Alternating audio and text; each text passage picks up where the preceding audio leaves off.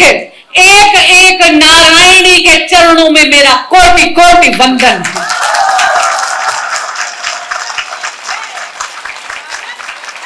आज सुबह मुझे मां भाग्य लक्ष्मी के दर्शन का सौभाग्य मिला, मुझे मंदिर जाने का सौभाग्य मिला और वहां पर जब मैं खड़ी थी तो मुझे याद आया कि किस तरह हम सब ने वो कहानी सुनी होगी कि किस तरह एक बार ऋषि दुर्वासा ने दिव्य पुष्पों की माला दी थी इंद्रदेव को, लेकिन इंद्रदेव ने अपने वैभव के अहंकार में वो अपने हाथी ऐरावत के गले में डाल दी और ऐरावत ने उस पुष्पों की माला को, उस दिव्य पुष्पों की माला को उठाकर अपनी सूंड से जमीन पे पटक दिया और अपने पैरों में रौंद दिया।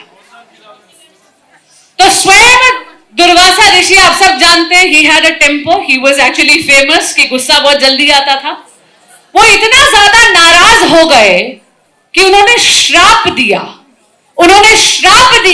देवराज इंद्र को कि श्री लुप्त हो जाएंगी। श्री यानी मां लक्ष्मी। अब जब हम मां लक्ष्मी के लुप्त होने की बात करते हैं तो इसका मतलब है दुनिया से और खासकर की देवताओं से उनका सौभाग्य छीन लिया दुर्वासा ऋषि ने। नारी सौभाग्य की पराकाष्ठा है। कहते हैं स्वयं श्री हरि भी उनका विलाप कर रहे थे। कहते हैं कि देवताओं और असुरों को एक साथ आना पड़ा और इतनी बड़ी एक मैमथ एक्सरसाइज करनी पड़ी, समुद्र मंथन करना पड़ा और तब श्री वापस हमारे पास लौटी। यानी नारी का लुप्त होना, नारी का की अनदेखी करना, स्वयं आपके भाग्य को कोई चुरा ले जाता है। तो स्वयं जब हम विकसित भारत की बात करते हैं तो यशस्वी प्रधानमंत्री श्री नरेंद्र मोदी जी केवल और केवल नारी सशक्तिकरण की बात नहीं करते। उनके कुशल नेतृत्व में the rhetoric of women empowerment has progressed to women led development, यानी महिलाओं के नेतृत्व में राष्ट्र के सशक्तिकरण की बात करते हैं यशस्वी प्रधानमंत्री श्री नरेंद्र मोदी।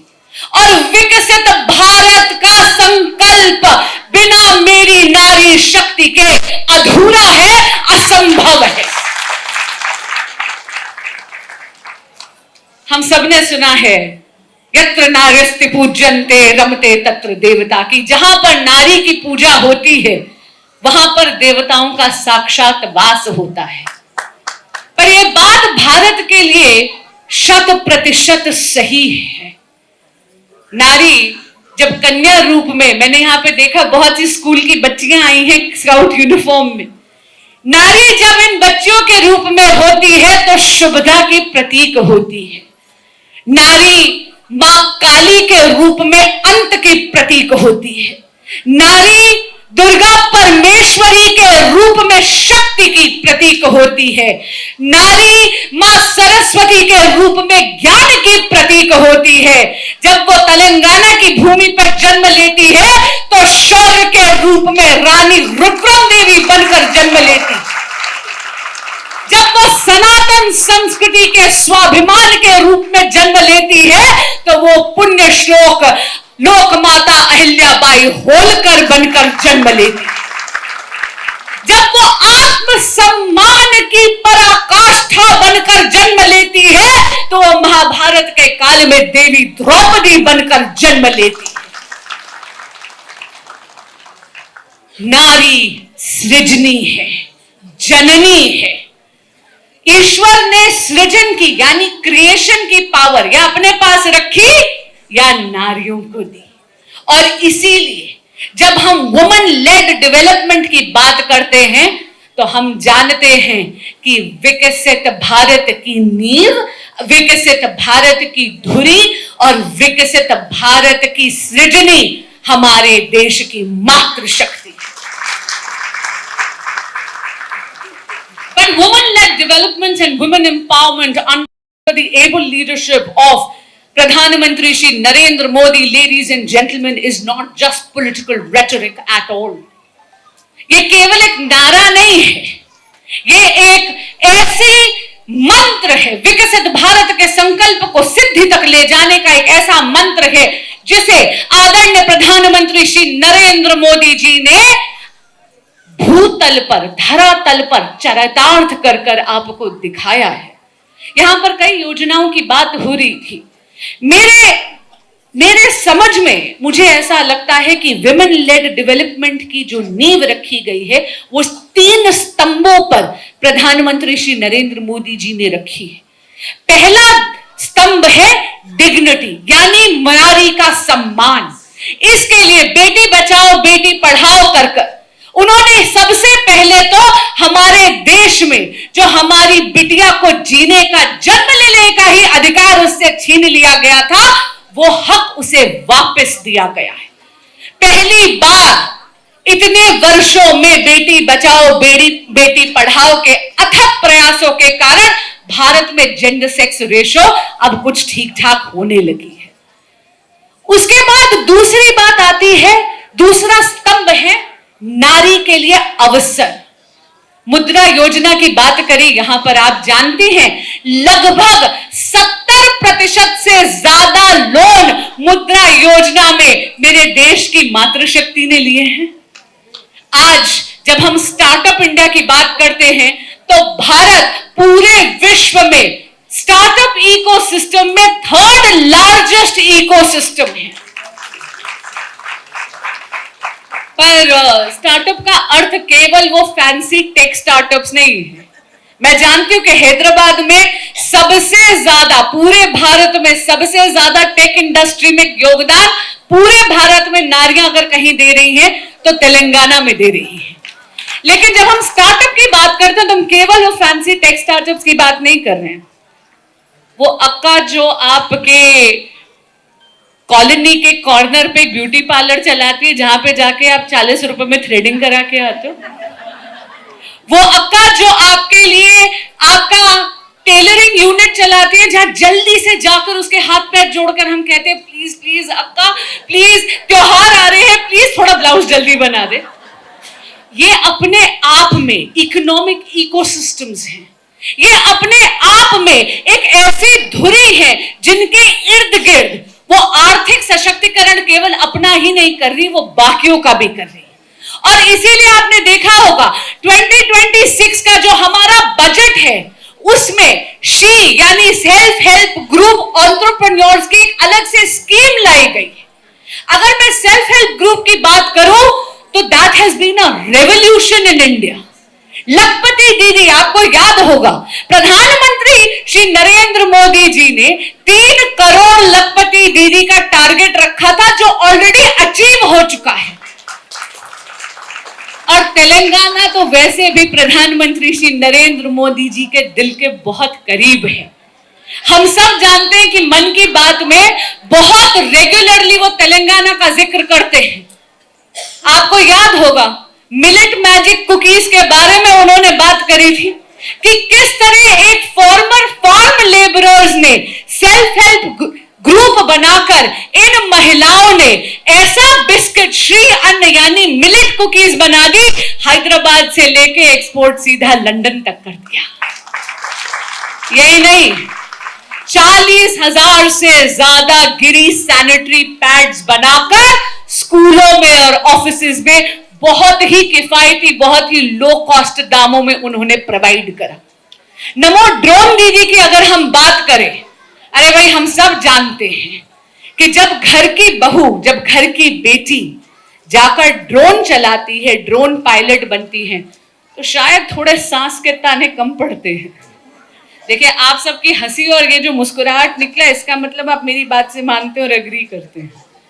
लेकिन कहीं ना कहीं हम टेक्नोलॉजी को लेवरेज कर रहे हैं, ना केवल हमारे एग्रीकल्चर को मॉडर्नाइज करने के लिए, बल्कि ये भी सुनिश्चित कर रहे हैं कि हम हमारी महिलाओं के हाथ में लेटेस्ट टेक्नोलॉजी डालें। और उसका साक्षात जीवंत उदाहरण हमारे तेलंगाना में है, सांगा रेड्डी में, जहां पर हमारी ड्रोन पायलट्स को स्काई वॉरियर्स बोला जाता है। 50 एकड़ की जमीन हमारी स्काई वॉरियर्स जाकर पेस्टिसाइड वहां पर बिना किसी डेंजर के जाके छिड़क देती हैं। और इसका भी जिक्र आदरणीय प्रधानमंत्री श्री नरेंद्र मोदी जी ने हाल ही में मन की बात में किया था। ये बातें मैं आपसे क्यों कह रही हूं? ये बातें मैं इसलिए कह रही हूं कि very often it is said, oh the future is female. Ladies and gentleman, if the future is female, then the future is now.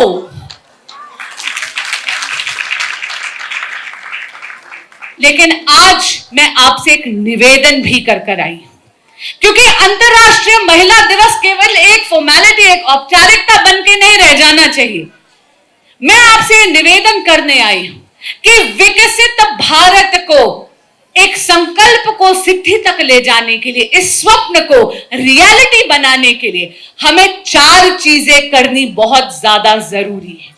और ये निवेदन मैं यहां पर बैठी एक एक नारायणी से हाथ जोड़कर करती हूं। सबसे पहली बात, अपने आप को सशक्त करिए। आप किसी भी उम्र में हो, अगर आप कॉलेज में हैं, आप स्कूल में हैं, तो इतना मैं बोल दूंगी कि बेटा केवल एक डिग्री हासिल करना काफी नहीं है। और अगर आप स्कूल और कॉलेज से निकल चुकी हैं, तो मैं आपसे और उन बच्चियों से, दोनों से आग्रह करूंगी कि अपनी स्किल डेवलपमेंट यानी अपने कौशल विकास पर ध्यान दीजिए। लर्निंग की कोई एज नहीं होती, सीखने की कोई उम्र नहीं होती। कहते हैं ना, age is nothing but just a number. और हम बहुत सौभाग्यशाली हैं, क्योंकि पूरे विश्व का ज्ञान हमारी हथेली में हमारे स्मार्टफोन के जरिए। अब आप पे चॉइस है, घंटों आपने रील स्क्रॉल करके डोपामिन किक लेनी है या अपने आप को कोई नई स्किल सिखानी है।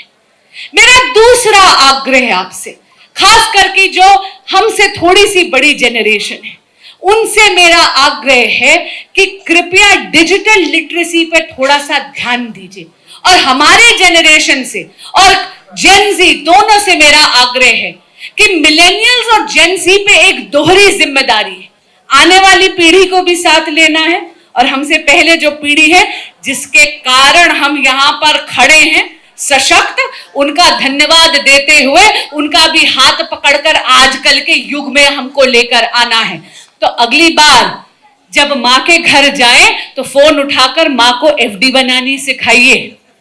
अगली बार जाएं तो खींचिए मत, माँ को भी बताइए कि बैंक जाने की जरूरत नहीं है, अभी देखो ऐप डाउनलोड कर तुमको दिखाती हूं, इस तरह म्यूचुअल फंड्स में हम लोग डेवलपमेंट इन्वेस्ट कर सकते हैं। डिजिटल लिटरेसी के बाद मेरा तीसरा आग्रह आपसे है फाइनेंशियल लिटरेसी। देखिए, हमसे पहले जो जेनरेशन आई थी ना, मैं उनके सामने नमन करती हूं, नतमस्तक करती हूं, क्योंकि घर की दहलीज से बाहर जाकर पैसा कमाना उन्होंने बहुत सामान्य कर दिया है। लेकिन अब हमारी जेनरेशन को पैसा मैनेज करना, ये हमें आना चाहिए। कितने हैं यहां पर जो खुद कमा कर आते हैं लेकिन मैनेजमेंट के लिए किसी और को दे देते हैं? कितने हैं यहां पर जिनको अपनी टैक्स भरनी आती है? अगर नहीं आती है then it is not too late. अपने आप को आर्थिक तौर पर सशक्त करिए। याद रखिएगा, ये वो युग है जहां पर अगर आप आर्थिक रूप में, अगर आप इकोनॉमिकली अपने आप को सशक्त करती हैं, तो ऑटोमेटिकली आपको सोसाइटी और परिवार दोनों से रिस्पेक्ट मिलेगी। आप याद रखिए। इससे मेरा अगला आग्रह था कि अपने आप को जेंडर जस्टिस के लिए फाइनेंशियल जस्टिस लाना बहुत ज्यादा जरूरी है। अपना पैसा मैनेज करना सीखें। और मेरा अंतिम आग्रह, देखिए, नारी शक्ति वंदन अधिनियम आ रहा है। 33% reservation across all political parties in parliament as well as state legislative assemblies. यहां पर जितनी भी मेरी युवा शक्ति है, बड़ी आसानी से कह देती है, oh politics is a very dirty game. बेटा, इफ इट इज, तो किसका काम है आकर इसको साफ करना? ये देश आपका है। विकसित भारत की भाग्य विधाता, विकसित भारत की शिल्पकार आपको बनना है। और इसीलिए हे नारायणी, यहां पर बैठी हुई एक एक महिला अपने आप में एक सामाजिक, एक राजनीतिक और एक आर्थिक क्रांति है। मैं आह्वान करती हूं आपका कि 18वीं Lok Sabha should be the last Lok Sabha where women are underrepresented. Politics में रुचि लीजिए, करंट अफेयर्स में रुचि लीजिए और आइए, ये देश आपकी प्रतीक्षा कर रहा है। महिलाओं का उत्थान तभी होगा अगर महिलाओं की भागीदारी नीति निर्माण में होगी। The policies that affect us have to be authored by women. They have to be made by women. और उसके लिए आपका राजनीति में आना और इलेक्टोरल पॉलिटिक्स में आना अति आवश्यक है, अति अनिवार्य है। आज मैं अपनी वाणी को विराम देने से पहले यही कहूंगी कि ये 4 दरखास्त, ये 4 रिक्वेस्ट, ये 4 निवेदन जो मैं आपसे कर जा रही हूं, इनको केवल अपने तक सीमित मत रखिएगा। आप तो वो प्रबुद्ध वर्ग है सोसाइटी का, समाज का, जिसकी प्रभाव की शक्ति बहुत ज्यादा है। इसीलिए आह्वान करती हूं आपके प्रभाव की शक्ति का, आपके प्रसार की शक्ति का, कि जाइए और एक एक महिला को इस विकसित भारत के संकल्प में जोड़िए, ताकि विकसित भारत का जो विजन यशस्वी प्रधानमंत्री श्री नरेंद्र मोदी जी ने रखा है, हम उसे 2047 से पहले ही अचीव कर लें। बहुत बहुत धन्यवाद।